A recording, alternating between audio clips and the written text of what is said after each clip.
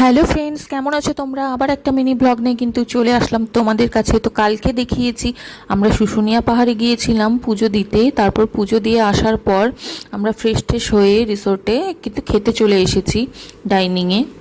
তো আজকে lunch menu জবরদস্ত ছিল, দারুণ দারুণ সব ফেভারিট ডিশ ছিল। তো প্লেন রাইস ছিল, আলু পোস্ত ছিল, গরমা গরম বেগুনি ছিল, ভেটকি ছিল, ভেটকির পিসগুলো কিন্তু অনেক বড় বড় ছিল, আর ছিল পমফ্রেট মশলা ফ্রাই। আর এখানে দেখছো এই বড়াটা, এটা কিন্তু পোস্তের বড়া।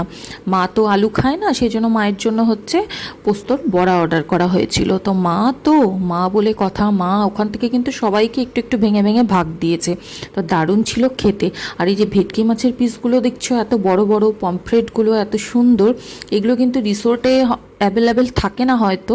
তো আমার হাবি কিন্তু এগুলো বাইরের থেকে অর্ডার দিয়ে এদেরকে দিয়েছিল, রান্না করে দিয়েছে। তো দারুণ জমিয়ে একটা আমাদের লাঞ্চ হলো আজকে। তারপর একটা করে মশলা কোল্ড ড্রিঙ্কস খেয়ে নিয়েছিলাম, পেট পুরো লোড সবার খেয়ে। তো খুব সুন্দর খেয়েছি। আর এদের রান্না বান্নার তো কোনো তুলনাই হবে না, একদম এ ক্লাস। তো খুব ভালো লাগলো। এরপর যে যার মতো রুমে গিয়ে একটু রেস্ট করে ঘুমিয়ে সন্ধ্যার সময় আবার সবাই একসঙ্গে বসে আড্ডা মারলাম রুমের মধ্যে, কারণ বাইরে তো বৃষ্টি, বার হয় উপায় নেই। আর এই ডগিগুলোকে দেখছো, এরা কিন্তু আমাদের কটেজের বাইরে মানে বারান্দাতেই সুন্দর দেখো বসে আছে। আর এই ডগিটাকে দেখো চেয়ারের মধ্যে বসে আছে, এত কিউট, দারুণ লাগলো।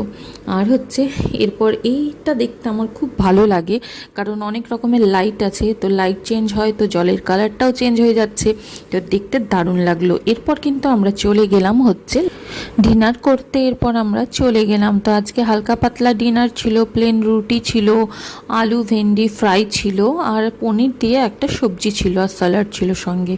তো জমিয়ে সবাই আবার হালকা পাতলা করে খেয়ে নিলাম।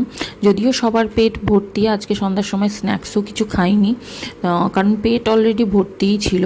তো যাই হোক, এই খেয়ে আমরা যে যার মতন কিন্তু আবার একটুখানি বসে আড্ডা দিয়ে শুতে চলে গেলাম। আর প্রচণ্ড পরিমাণে বৃষ্টি হচ্ছে বাইরে। তো আজকের ব্লগটা কেমন লাগলো অবশ্যই জানিয়ে। আজকের মতো টাটা বাই বাই। আর ডিমের ভুজিয়াও ছিল।